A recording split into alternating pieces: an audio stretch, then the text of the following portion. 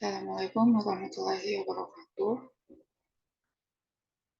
Ini dulunya perkenalkan saya Rinda Nuraini, NIM 20101110. Ini saya akan menjelaskan tugas besar sistem komunikasi satelit dengan judul analisis kualitas layanan pada sistem komunikasi satelit menggunakan non-geostationary orbit atau NGSO.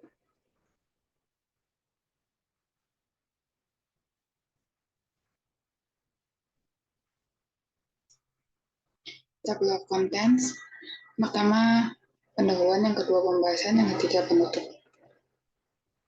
Pertama pendahuluan, latar belakang, sistem komunikasi satelit telah menjadi bagian integral dari teknologi komunikasi modern, memungkinkan pengiriman informasi dan data secara global dan cepat. Sistem komunikasi satelit menggunakan non-geostationary orbit telah menjadi fokus utama dalam pengembangan teknologi satelit modern. NGSO merupakan jenis orbit satelit yang tidak diam di satu titik, tetap di atas bumi. Berbeda dengan geostationary orbit (GSO) yang tetap pada posisi tertentu di atas khatulistiwa. Selanjutnya, rumusan masalah. Yang pertama, manajemen kualitas layanan pada sistem komunikasi satelit menggunakan NGSO. Yang kedua, faktor yang mempengaruhi kualitas layanan pada sistem komunikasi satelit menggunakan NGSO. Yang ketiga, pengoptimalan kualitas layanan pada sistem komunikasi satelit menggunakan NGSO. Yang kedua, pembahasan. Pertama, tentang NGSO sendiri. NGSO atau non-geostationary orbit itu mengacu pada jenis orbit yang digunakan oleh satelit, di mana satelit tidak relatif terhadap permukaan bumi. Sebaliknya, satelit ini mengorbit bumi pada ketinggian yang lebih rendah daripada satelit GSO dan menyelesaikan satu orbit dalam waktu yang lebih singkat.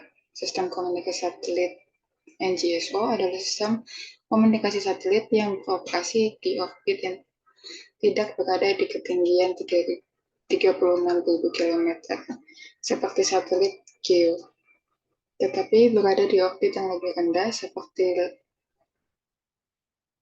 low Earth orbit atau LEO, atau medium Earth orbit. Yang kedua, manajemen kualitas layanan pada sistem komunikasi satelit menggunakan NGSO. Yang pertama, koordinasi sistem. NGSO satelit memerlukan koordinasi sistem yang efektif untuk mengoptimalkan penggunaan spektrum frekuensi dan mengurangi interferensi antar satelit. Yang kedua, penggunaan spektrum frekuensi. Pemilihan spektrum frekuensi yang tepat untuk NGSO satelit dapat mempengaruhi kualitas layanan. Yang ketiga, teknologi antena dan tracking. Penggunaan teknologi antena dan tracking yang canggih dapat meningkatkan kualitas layanan NGSO satelit. Yang keempat, penggunaan sumber daya.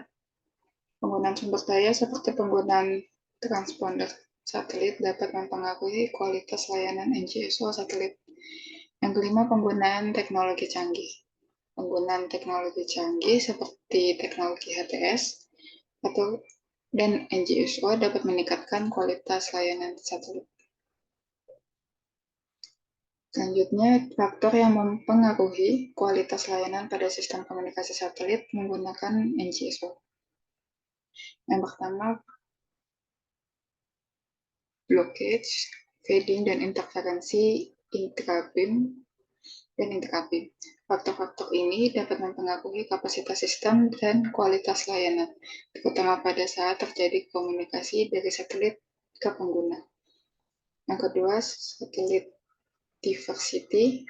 Penggunaan satelit diversity memungkinkan terminal pengguna untuk menerima sinyal dari banyak satelit secara bersamaan, yang dapat mempengaruhi kualitas layanan dengan meningkatkan sinyal to interference noise ratio, diversity gain, dan mengurangi probability of error.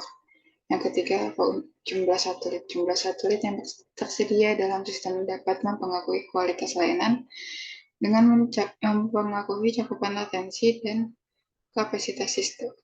Yang keempat, sudut elevasi pengguna ke satelit. Sudut elevasi ini juga dapat mempengaruhi kualitas layanan dengan mempengaruhi kekuatan sinyal yang diterima oleh terminal pengguna. Yang kelima, daerah coverage. Daerah cakupan sistem, apakah urban atau suburban, dapat mempengaruhi kualitas layanan dengan mempertimbangkan kepadatan pengguna dan kondisi lingkungan. Yang keenam, metode combining. Metode penggabungan sinyal dari berbagai satelit juga dapat mempengaruhi kualitas layanan dengan mempengaruhi kekuatan sinyal dan interferensi.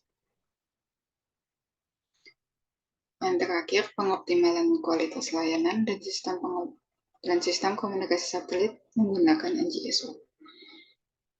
Yang pertama, penggunaan satelit diversity itu mengurangi blockage, fading, dan interferensi, dan meningkatkan SNR dan diversity gain, mengurangi probability of error.